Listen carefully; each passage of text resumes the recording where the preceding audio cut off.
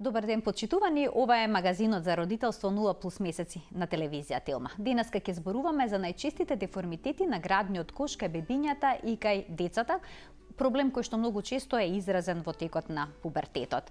За тоа што се кокошкини гради и чевларски граден кош, денеска ќе зборуваме со доктор Маја Каличанин-Марковска, ортопед-хирург од Аџибадем Систина. Добре ни дојдовте. Добре ве најдов. Да искористам приликата денеска на сите припаднички на женскиот пол да им го честитам и празникот. Исто така јас им го честитам празникот, а и вам секако. Благодарам.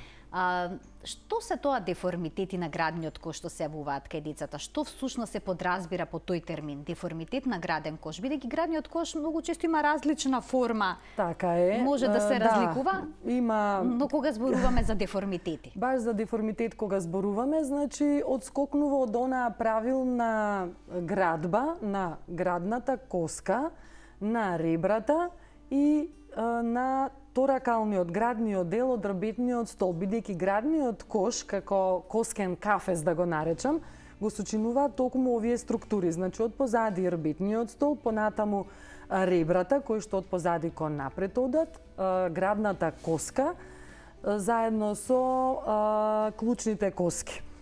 Тие во себе ја кријат, ја штитат на некој начин градната шуплина, која што има два витални органи, белите дробови и срцето. Сега, кога ќе дојде до неправилен развој, значи се случува деформитет на градниот кош. Значи тоа може да биде на било кој од овие делови, но најчесто подразбираме дека се случува промена на градната коска, на формата, обликот, значи на градната коска и припојните ребра.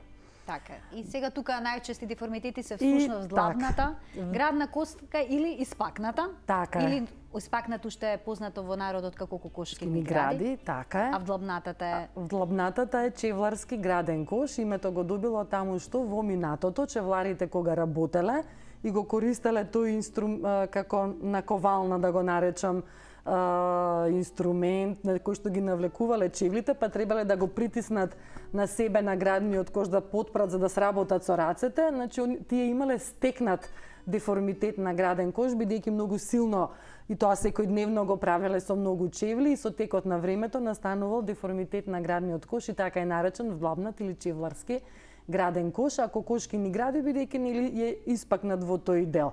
Значи и самото име веќе не води кон тоа како изгледа деформитетот, визуелно веднаш се препознава. Можеме и со фотографите овој дел од разговорот да го илустрираме, да видиме што е тоа најнапред вдлабнат граден кош. Ова е многу чест проблем кај бебињата. 1 на 100, 1 на 150 бебиња го има проблем. Честотата на овој деформитет е прилично висока. За кокошкините гради, значи се смета дека 1 на 400 до 500 деца има испакнат граден кош, а ова е сликата сега од вдлабнат граден кош. Значи тоа е 1 на 150 до 1 на 500, што воопшто не е така ретка појава. И значи треба да се превземе нешто околу тоа. Имаме конгенитални вродени состојби кај што ги гледаме уште на раѓање. Или пак некогаш ради е многу незгодна позиција на детето во стомакот. Имаме и како развоен деформитет, тој се случува, тој го гледаме најчесто во предпубертетската и пубертетската фаза и во суштина и да е вроден и да е развоен, значи максимумот на некој начин го достигнува на деформитетот во текот на пубертет. Така. Некогаш мајките ќе забележат вдлабнат граден кош кај нивните бебиња, па се сомневаат тоа да не е поради недостаток на витамин Д. Се случува ли недостатокот на витамин Д да предизвика вакви вдлабнувања во градниот кош? Да, се случува. Значи исто така и недостатокот на витамин Д може да влијае на деформирање на градниот кош во склоп на рахит. Значи, кога имаме недостаток на Д-витамин, во склоп на другите знаци за рахит, може да се јави, значи, оваа состојба на вдлабнување или пак како на кокошкини гради. Точната причина сега да се надоврзам не е до крај истражена и позната. Се смета дека дури има и некаква генетска наследност, меѓутоа не е така висока инциденцата. Значи, 1/4, 1/5 од случаевите имаат во семејството сродник од прво колено кој што има некаков деформитет на градниот кош. Кога се бебиња децата, мајките многу се секираат заради тоа, потоа во текот на пубертетот, меѓутоа самото дете такот психосоцијален карактер му влијае да се повлече, да стане срамежливо, да не сака да се дружи, да не сака да се соблече на плажа или кога имаат настава по физичко, бидејќи нели треба да се соблечат голички и тоа е визуелно веднаш видливо. Така. Да кажам. Значи, Нешто што не може да се скрие, да, малку создава проблемот од психолошка страна. А дали е почесто овој проблем кај момчињата или кај девојчињата? Да. Кај момчињата е 3 до 4 пати почест во однос на девојчињата. Веројатно тоа не е разјаснето зошто е така. така. И тоа не е разјаснето зошто е тоа така. Но, како да кажам, се јавува и во склоп на некои синдроми, генетски наследни состојби, но сепак повеќето од случаевите се релативно благи и може да се работи на нив. Така, значи во повеќе облици може да се Да, во повеќе облици може да биде симетричен, како и на сликите што се виде, може да биде симетричен деформитетот од едната и од другата страна подеднакво, меѓутоа може да биде асиметричен. Едната страна да биде нормална, другата страна да биде испакната или вдлабната. Во суштина се смета дека она што се случува е прекумерен или недоволен, раст зависи за кој од деформитетите, раст или развој на спојот, раскавичниот спој на реброто со телото на градната коска. Значи, кога развојот на раскавицата, хондрораскавичен спој, тој го викаме, на реброто со градната коска е неправилен или имаме прекумерен раст и тогаш настанува испакнување и пилешки гради, значи испакнат граден кош, или е недоволен, со недоволно осифицирање на тој коскен матрикс, тогаш доаѓа до вовлекување на градниот кош.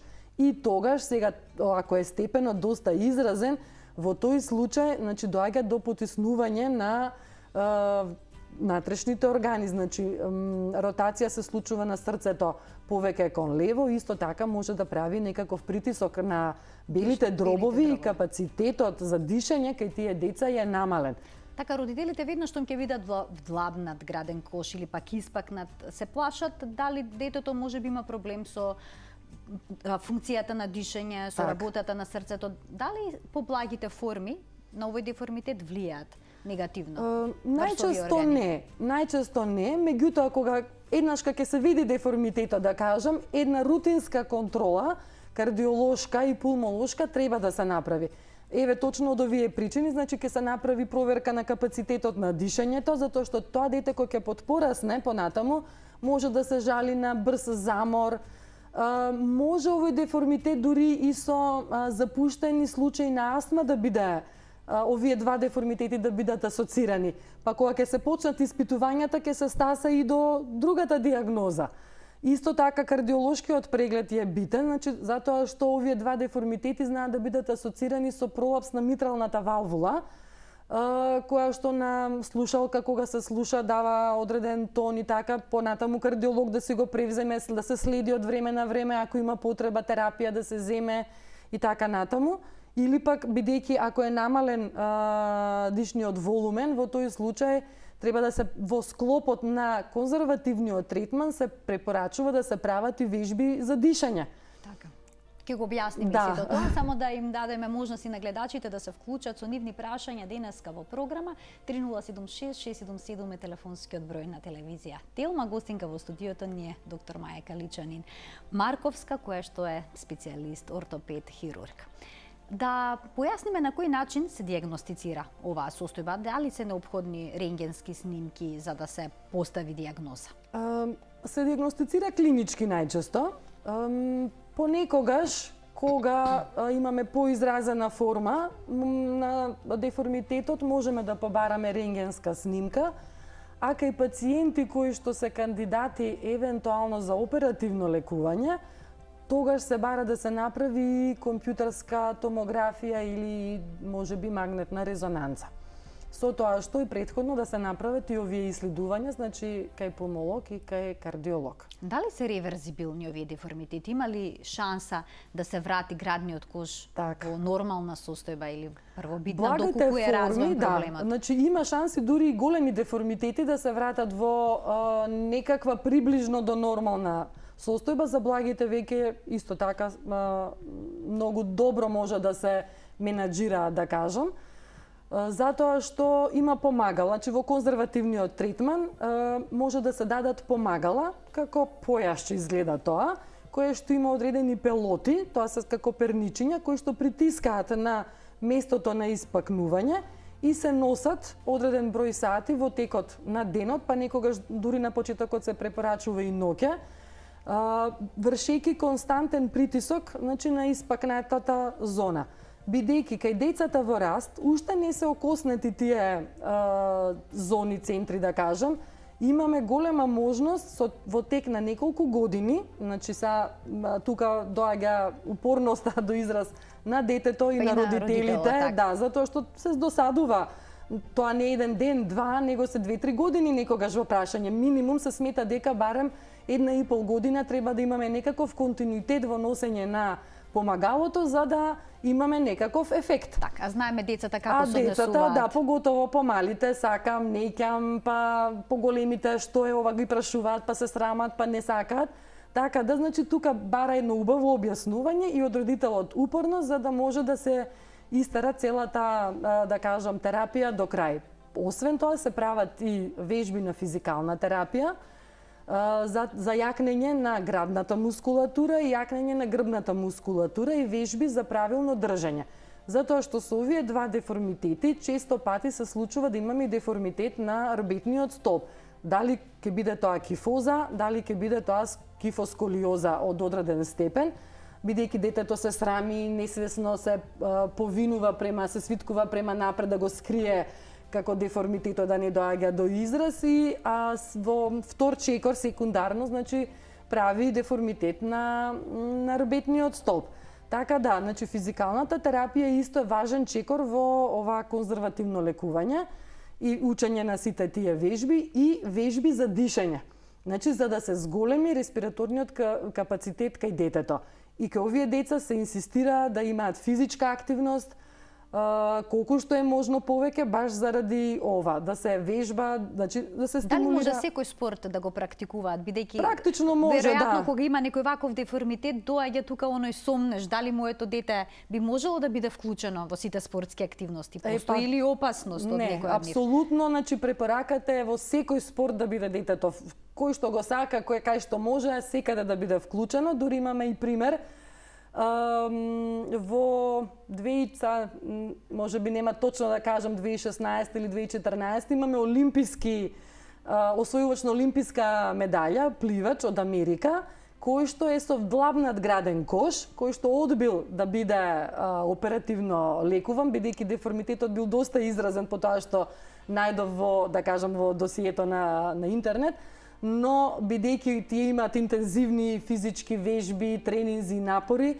се работи многу на јакнење на градната мускулатура.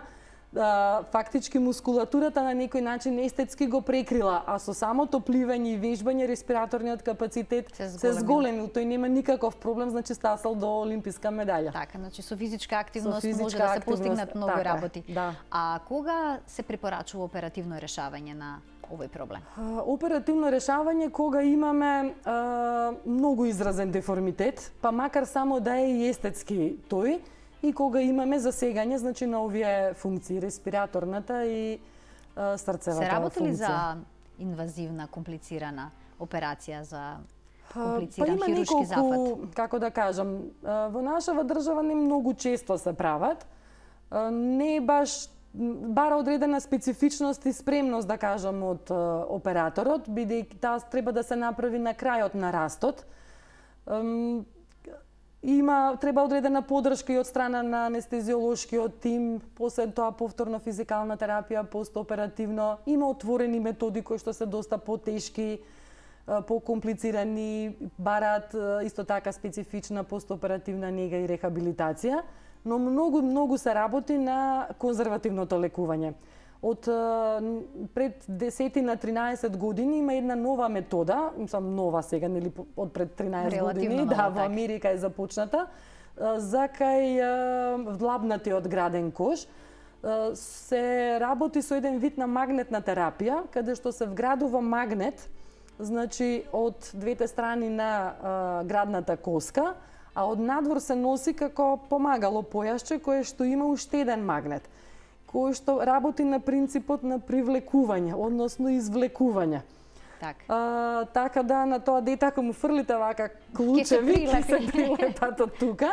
Но по изумителот, значи тој е лекар кој што работи во специјализирана детска болница, ортопедска, значи многу добри резултати има после година и пол, да кажеме, третман и носење, не прави проблем на внатрешните органи и сепак е неинвазивна. Така, што е важно. Мислам, релативно мала инвазивност има да се вгради тој дел од магнетот, меѓутоа со класичното мини магнет, така третман се вика баш. Хируршки зафат. Споменавме дека овие деформитети се влошуваат во текот на пубертетот. Дали тука интензивниот раст хормоните придонесуваат за оваа ситуација? Како што најчести деформитети можеби во текот на пубертетот е деформитетот на робетниот столб, кифозите, сколиозите, кифосколиозите, така и овој деформитет, значи максимумот да кажам, заради брзиот раст, несиметричен во одредени периоди, посебно доаѓа до израз и е така изразен, а меѓутоа поготово ако детето не работи на себе, значи ако немаме никаква физичка активност. Овие деца мора под, како да кажам, во начинот на живот да им биде вградено физичката активност. Дали ќе биде тренинг, дали ќе биде фитнес, многу се препорачува на запад бодибилдинг, затоа што ги развива градната мускулатура, и кај благите форми, практично мускулатурата кога убаво ќе се формира, вие и не можете да претпоставите дека тој човек или дете имал или има некаков деформитет на граден кош. Споменавте дека деформитетите на градниот кош предизвикуваат и деформитети на рабетниот столб, односно кифоза и сколиоза, но дали може и кифозата и сколиозата пак да предизвикаат такви проблеми? Најчесто не. Значи во обратен правец најчесто не. Бидејќи, да кажам, тогаш е изолирана состојбата само на рабетниот столб. Овдека сепак имаме пореметување во развојот на рскавичниот спој помеѓу реброто и градната коска. Но сакајќи детето да го прикрие и самиот деформитет, едноставно го тера, го повинува целото тело некако према внатре, затоа секундарно доаѓа, значи во втор акт се случува деформитет на рабетниот столб, иако таму можеби нема првично некаков проблем. Така, се повеќе деца има деформитети и на рабетниот столб. На систематските прегледи е утврдено дека речиси секое трето дете има ваков проблем, или со рамни стапала, или со деформитети. Рабет, граден кош, токму така. Кои се причините? Дали современиот начин на живот, тоа што постојано седат можеби на мобилен, па се во некоја таква лоша поза го држат телото и слично? Како да кажам, можеби тие не се, реков и за овие деформитети, точната причина не се знае, отприлика знаеме што би го поттикнало, меѓутоа секако дека овие состојби на неактивност, седечки начин на живот и на децата дури забораваат да играат надвор, на телефон, како што велите, на таблет, на компјутер, во училиште, потоа во средно училиште доаѓаат доста обврски, учење, ранци тешки, претешки, правилно, неправилно се носат. Значи, само го допотенцираат проблемот кој што детето веќе го има. Така, родителите дали може ги забележат првите знаци самите дома да видат дека... уште на бањање, да кажам, сепак децата кога се малецки, за бањање, па ги гледаме од глава до пети голички, дали нешто има, дали нешто се случува, и секако дека ќе се примети таа состојба. Така, претпоставам дека веднаш треба да се интервенира, би било добро, значи не мора да се крена паника. Сепак ова е состојба која што и треба време да се изманифестира во полна клиничка слика. Меѓутоа да се направат некои рутински барем контролиран преглед, да се укаже што може да се направи, што не, значи да не седат дома, а добро, ништо нема да правиме сега. Но еден-два прегледи, некоја физикална, некакви насоки ќе му се дадат на детето. Ако треба помагало, ќе му ординираме помагало. Ако треба физикална, вежби за дишење, значи што и да треба, ќе се препорачаат спортови. Значи кај што имаме поголема активност, пливање, атлетика, гимнастика, Значи, кои што ангажираат целата мускулатура, овие специјализирани спортови би дошле малку понатаму во животот. Меѓутоа, овие кои што целата мускулатура ја ангажираат, кај што имаме забрзување на дишењето, јакнење на респираторниот капацитет, треба уште од мала возраст да се почнат. Така, уште децата Па веќе од 4 години може да се, да, ако порано беше да кажеме некоја школска, предшколска возраст од 5 до 7 години, сега веќе тоа се поместува, децата добро комуницираат, значи веќе од 4 години може да се воспостави контакт, па макар дали ќе трчаат, па ќе се качуваат, симнуваат, некакви едноставни задачи може да им се дадат. Така. А што се однесува до количеството на витаминот Д и на развојот на раскавичниот, односно на коскениот систем, може да споменеме колкави дози се сега потребни во овој момент. Бидејќи напоменав на почеток и длабнатиот граден кош понекогаш може да биде поврзан токму со овој проблем. Да, баш така. И баш кај недостатокот на витамин Д имаме еден карактеристичен изглед на градниот кош, малку е вдлабнат во средната и долна третина, а долните ребрени лаци како се испакнати малку кон напред.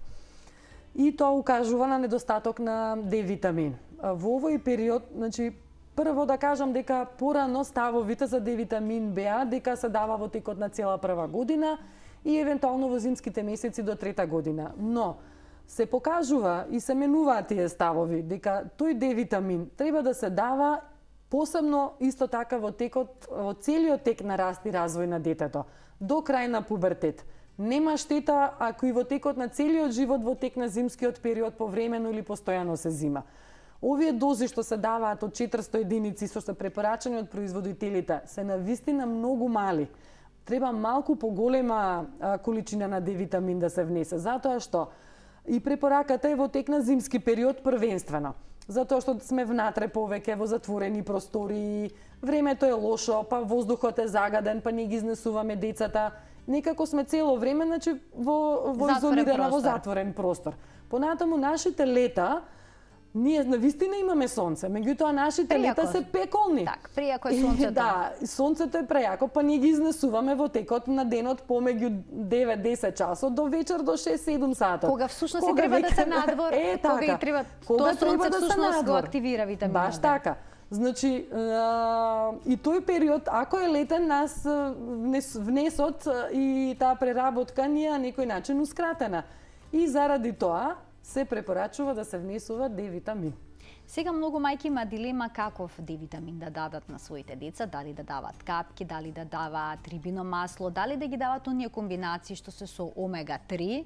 И навистина на социјалните мрежи има дискусии онака доста аналитични, што е правилно и никако не може да го најдат точниот одговор, бидејќи препораките на педиатрите па и на ортопедите понекогаш се различни.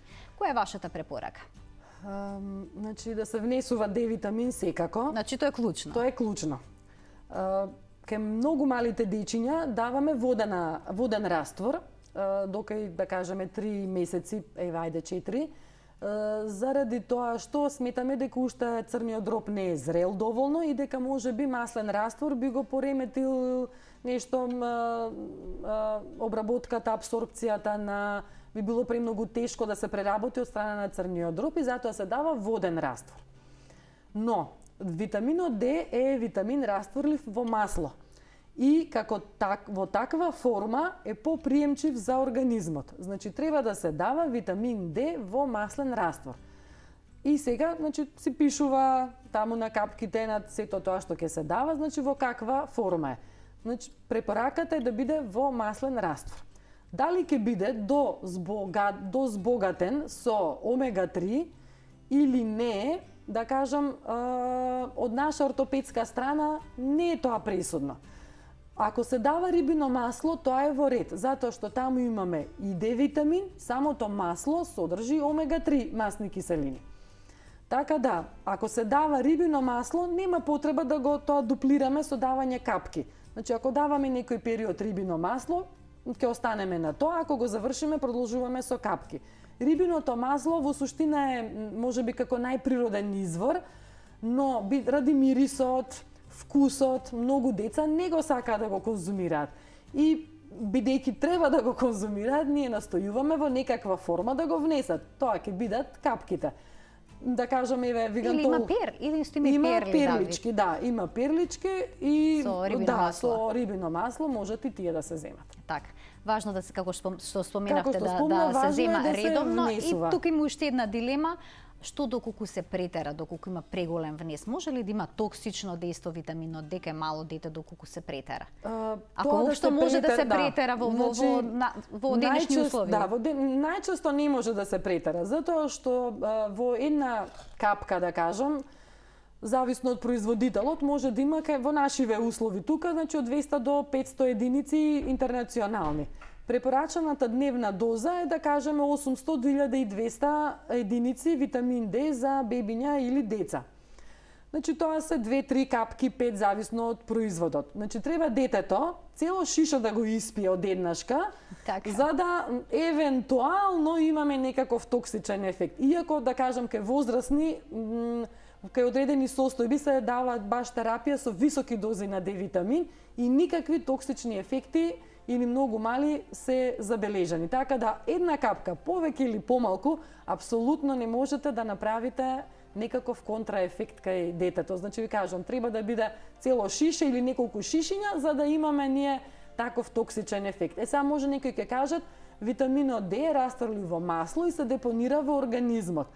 Прави како депо, кога не се внесува па се ослободува. Но тие дози, значи, сепак се мали, дури недоволни и многу испитувања што се прават во последно време покажуваат во општата популација дека постои генерален недостаток на D витамин. Па и голем број од автоимуните болести, па дури и одредени форми на канцер, на дебело црево, на простата и на дојка се поврзуваат директно со дефицит на витамин D. Затоа што D витаминот не е одговорен само за развој на коски и на мускули, туку е одговорен и за правилен развој на нервниот систем, има антиканцерогено дејство, исто така на слузокожите влие. А кај децата на имунитетот. Некој смета дека во зимно време многу почесто децата се разболуваат поради дефицит на витаминот D. Има некои такви теории. Сега може да има и тој теории кои што се разработуваат, но уште една смирувачка нота, не може да се претера со витаминот D, задолжително да го примаат децата. И на крај, да се навратиме повторно на испакнатиот и вдлабнатиот граден кош, доколку родителите го забележат тоа кај своето дете, дали има простор за паника?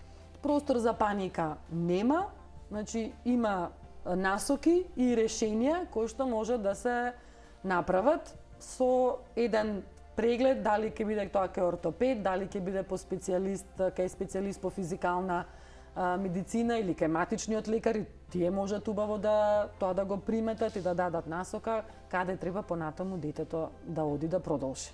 Доктор Маја, ви благодарам што бевте дел од 0N+. Навистина интересна тема. До сега не сме говореле. Мислам дека ова беше ново и за гледачите. Го фативме и оној дел со витаминот D, што е вечна дилема на родителите, колку капки, како, зошто, до кога. И така, ќе се видиме повторно во 0N+. Има уште многу теми на кои што би можеле да разговараме и вие да дадете корисни совети и препораки до родителите за нивните деца. Благодарам со задоволство. Ви благодарам, почитувани, и вам што не следевте и денеска со внимание. Уште еднаш ви посакувам среќен 8 март на сите жени. Пријатно.